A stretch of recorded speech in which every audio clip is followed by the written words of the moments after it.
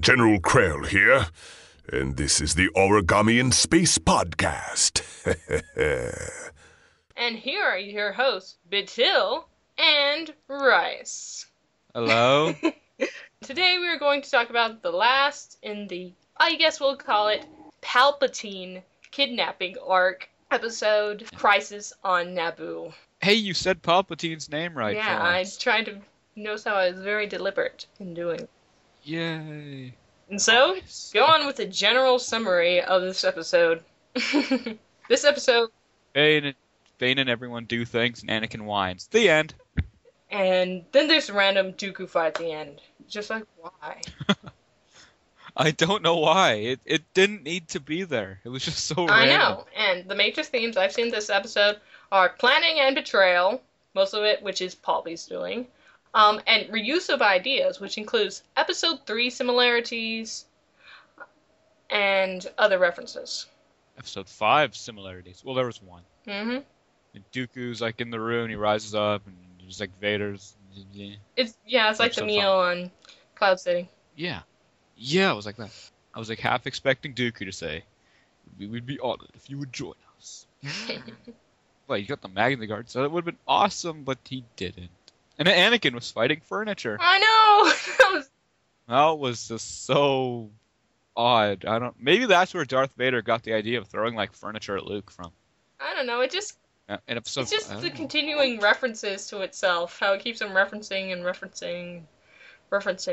It's like a reference within a reference because of another reference. It's reception. Blows my mind how many references they can actually have in these episodes. As I said, a lot of this is pretty much episode 3. Very much deals with Palpatine luring Anakin into thinking the Jedi are bad and the only person to trust is Palpatine. It's pretty much just that over again and getting angry at Obi-Wan. And Anakin whines more. I know, he's just And more. Whinakin. He's Whinakin, that's all he does. In these episodes, that's all he does. He didn't used to be like Whinakin, but, well, he always was, but he wasn't as bad as he is now. Like, holy frick. He has like a menopausal moment when he's like, "How do you know the Jedi are lying?" Obi-Wan just like, just go away. Just get away. Well, that's what I was thinking. He was just Yeah. pissing me off. And he starts like fighting Dooku and furniture and... Oh, and also forks in the arm. You got stabbed with forks. Yeah, that interesting. He got stabbed. It's always his mechanical arm. It's never his real arm that gets hit with It's also force. considering that he lost his dominant hand, right? Yeah. So, of course he's going to get more hits on his dominant hand. Still, but you have to admit, it is really coincidental when it's always the mechanical arm that gets the crap beat out of it. It's Yeah. never his left arm. I know. That's just weird.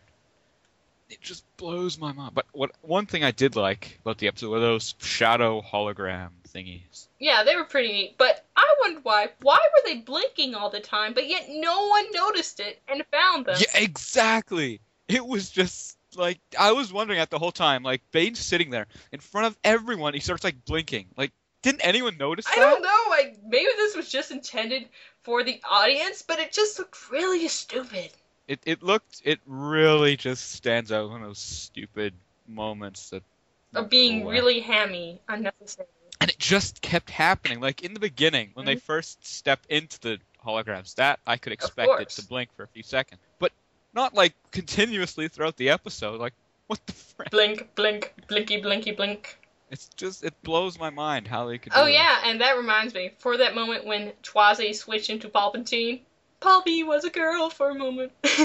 And I love the part when Palpatine just like, he's out of nowhere, he just gets up and he punches Anakin, but it's actually the bounty hunter. That was Oh funny. yeah, that was... I was laughing. Anakin was like, "Oh, what the f***'s going on?" And then he sees a bounty hunter chick, and he cuts her arm off. I missed that. He cut her arm right off, and he's like, "Yeah, I'm gonna whine some more." More Whinakin. He did. Yeah, he cut her arm right off. It's pretty graphic. Yeah, there's Even a if you lot don't- of that happening with lightsabers and stuff. And some other things. The fortune cookie was wishy-washy and kind of stupid. Truth is the greatest of gifts, but it must be earned. What does that even mean? I understand what it means. What it means is that the truth is not necessarily easy to find. That's what it means, but earned It just makes it sound like Burn? let's being all more realistic for the 5-year-olds watching this. But it's so stupid because in the ending it involves deception and there's no trust with Anakin getting pissed at Obi-Wan and Bane getting pissed. Like, what does this have to do with anything? Like, seriously. I don't get it. Why? Yeah, maybe they were just having a hard time thinking of a fortune cookie. And anyway, I thought calling it the Festival of Light, it sounded like Hanukkah. Like, which is the Festival of Lights. It sounds like Hanukkah. Maybe it was Hanukkah. On Naboo. Hanukkah Naboo. Maybe Palpatine's Jewish. No, I don't think You never Sith know. is a acknowledged sect of Judaism. You never know these days. I mean, seriously. It could be. Well, anyway, I thought Bibble's appearance was outrageous. And I thought it was funny to mention about 847 years the Naboo has been in the Republic. And looking on Wikipedia, I saw nothing about this dates. Again, the Clone Wars just throws around dates all the time. And character backstories, but I'll wait my turn. Uh-huh. Moral of all, he is still a badass. I love that too. He can do everything. He can plan, he can drive, he can fight terribly. He can throw people across the room with one hand. And he walks and runs like a Yeah, monkey. I know! With those very long arms. What is it with like the Findians and walking like monkeys? Like even Sobek, he fights like a monkey. Maybe it's just their build again. We've already discussed this. Anakin's assignment of Ahsoka as Padme's guard is kind of symbolic. You don't really see it in the episode. It's not even a part of the plot, really. But I sort of take it as a part of his personality. Ahsoka is kind of like the feminine part of Anakin's personality. No, I'm not implying anything weird and Ooh. transgender. But I'm just saying it. That sounds Masculine pretty is usually seen as coarser, rougher, and less compassionate. Well, feminine is usually seen as more compassionate, kinder, and more restrained. Doesn't this kind of describe Anakin and Ahsoka? Doesn't it? I'm not fond of either of them. So Ahsoka I can tolerate at times, but Anakin. That's not the point. I'm taking this symbolically. I'm not. It's symbolic. You're calling Ahsoka the chick part of Anakin. I'm taking it. Like, listen to yourself. And also it said represents the good in Anakin as well. Oh God. Mm-hmm. How do you no. One of those. It was like Shadow Warrior. That's like all I can say. It was like Shadow Warrior the sequel. Uh-huh. And I thought Obi-Wan, how when he's in disguise, he keeps on updating the Jedi. Like, oh no, they're doing this, but he's never able to stop them. It's like with Anakin. He's like, oh, he's going to the dark side, but he can't do anything. He's like, okay, Anakin, I'll slice off all your limbs, but it still doesn't do anything. And okay, for the job, Obi-Wan had one sniper shot to you, just one. What if he'd missed and the whole plan would have screwed up? That was failing on Bane's part, because Bane's the one who plotted this whole thing, and he screwed up big. He just didn't trust him. Big. So you give him one shot? Again, what if he had actually been working with them, and he missed that one shot, then everyone would have been screwed. There's evidence that he was good enough shot that would have not happened. This is a story. It's not real world. Even so, seriously. Why? Why not give him more than one shot? Bane didn't trust him, so ending. he didn't want him to shoot Bane or something like that. What? That doesn't make sense. Either way, the episode was... I don't even know how to describe it. It was Shadow Warrior sequel. That's all I can say. Part of it seemed good, but then, as I said, some of it was just too much episode 3, too much about Anakin turning into Whinakin. Too much foresight BS. I know, it was like, why do we need episode 3 again? We actually don't. I've seen it too many times. I want to see new. I don't want to see what I've already seen in the freaking prequel episodes. But seriously. Well, and if we mentioned about something we haven't seen, it seemed like there was another holiday special reference about Bane saying something smelled wrong about you from the start. This is similar to how 3PO interprets Chewbacca saying, like, oh, he just didn't smell right. But Bane doesn't have a nose. Maybe he can smell in his mouth. There's just so many things wrong with that sentence. He's missing the key part to... Oh or maybe he smells in his throat or something like that. Like, snakes have these organs inside their mouth that they smell. That's what their tongue does. They're actually tasting with their tongue. Maybe. So you think Bane smells with his tongue? Is that what you're saying? No, I'm not saying Bane smells with it. I think that's what you're saying, right? Maybe he uses his fingers to do it. Maybe that's why they're so long. Maybe they have more than one purpose. Oh, shit. Maybe, like, that's why he touched Obi-Wan that one. He was like, ooh, I don't know. Well, that's a theory. Well, I have no idea, actually, but I don't know. He's Bane. He still looks like a chick in his new outfit. I'm sorry. He needs to get his trench coat back very soon. And the tubes. He needs his tubes. And that he still sounds robotic without the tubes on. See, you think he... No, yeah, so he still sounds the same. You think he sounds the same? Yeah, he sounds... No, he actually doesn't. What? He sounds What? different. His voice sounds more...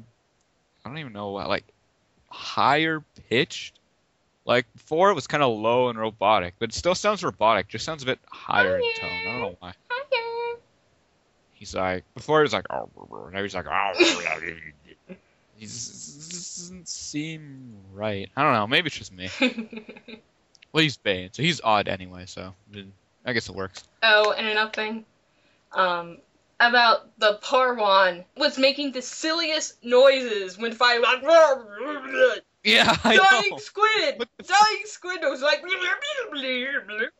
Like, in the beginning, when those construction worker dudes were running around, the squid guy turns around and goes, blah, blah, blah, blah, and the guy takes off. Like, what was that supposed to do? Intimidate him or something? Like, If someone What? came to your face and said, what would you do? You'd probably say, you're crazy.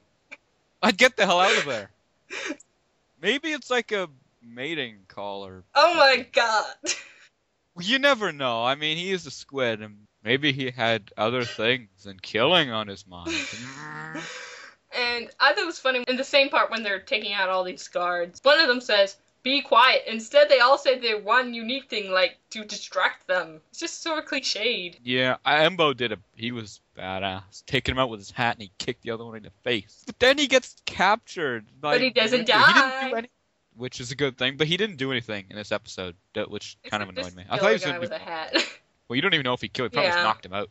So basically, Embo did nothing. He was just there because for camera. And anyway, there was appearance, so much electricity in this episode. It's like electricity all over the place. The tentacle guy and the Magna Guards. And force lightning. It was like Anakin has never learned that lightning is dangerous. He's never learned to deflect the frickin' lightning. He's just like, "Ah! Okay, go on. Ah!" Look what the hell's wrong with him. He needs to take lessons from Starkiller on how to reflect lightning. He can use his hand to reflect the lightning. Doesn't anyone teach him how to do this?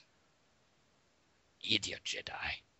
And teach him how to whine and express his emotions rather than something that could save his life. Anyway, over this episode, I'm really starting to be more critical of the Clone Wars. Oh, this is gonna be good. Especially since, I know it seems funny, but listening to Jedi Master Ronan and Air 13X really made me think, what are we talking about? What is the balance between humor and organization and content? And we have neither. Well, we have humor. True. Hopefully we do. Anyways, okay, out of 10, what would you give this episode? Well, as said, I've been regretting some of my ratings now. Oh. I know, Boy. but I think I rated the box too highly, so revision, the box is lower now. It's probably the same rating I gave for the episode before that. What do you give this episode? I would give it a... 2? Do you give it a 2? A 1? -8? -200? There's more content than the last episode, which was mostly just violence. Violence is fun. But then it was just That's what kids repetitive of want to see. episode 3 all over again. Well, so yeah, but I'll give it a 7.5, and the box is reverted down to the same rating as what I gave the other episode before that. so you give this one a 7.5? Or maybe an 8. Well, that's being generous. That's generous. Actually being very generous. Like, holy frick. This episode, I'd give like a 5. Several reasons. It was rushed, in my opinion. They should have split this one into 2 episodes and, like, got rid of friends and enemies. The Dooku fight was just crap. It was unneeded. It was so stupid. He was fighting furniture. And forks. Oh my god. It just seemed rushed. None of the bounty hunters really did anything useful. Except get their limbs cut off or do mating calls. And pretty much the only thing that they did Anakin whined a lot. Ahsoka was just there. Palpatine and Obi-Wan, they did nothing, and Windu did nothing. So yeah, it was a lot of episode of people doing nothing. That's always fun. And talking and sounding serious. And whine, as you said. Why so serious? Whine. But anyway, let's hope this next arc goes beyond our expectations for this I am low gonna point of Fangasm. this arc. This next arc looks badass. Oh my god. Ventress and And Grievous. Darth Maul, finally. Screw Darth Maul. I want to see Ventress and Grievous kick the living crap out of each other. Well, no, not Grievous kick crap out of Ventress, but it's going to be awesome because Grievous is going to be mechanical. Man, he's taking a beating in this season. First Gungans, and then frickin' Ventress. It's going to be awesome. But that's a more worthy adversary than Gungans. But then again, the episode is called Massacre, which has me worried. Well, there's an What if- episode called Carnage of Krell. So, do you think... So, are we supposed to see more of the Night Sisters or no? Well, what I read, Ventress has an army of the quote-unquote undead with her for some reason. Maybe they're undead Night Sisters. They look kind of undead. Maybe they're to begin undead Parwans with mating calls. with. While we are on the topic of Ventress and Grievous, did you know Grievous is supposed to get a new look? Enter. An updated model? Nice. Yeah, I don't really know what they're gonna do for him. Make him more accurate, probably. Like, what he doesn't have a stomach. He's kind of just has like a little tree thing there. The appearance in episode 3 goes above all, so the only way I see updating it is being in sync with the episode 3 look. Yeah, like the lower half needs more, but the upper half seems fine to look. I think they're going to update the eyes, because I've noticed there's been lots of better eyes recently. Really? His eyes? Well, among others. I haven't noticed any updates with him at all, except his cape is kind of more glowy and not as wooden as it usually is. That's pretty much Okay. it. They were having budget problems in the CIS, so they gave him a wooden cape. That'd be fine. I know they could give him a paper origami cape. That's better. Give him a space cape. Ah! He can go to space with his cape. Hey! He Space does cape. go to space in episode 3! That sounds more like French pain. I'm French pain! I mean French Grievous!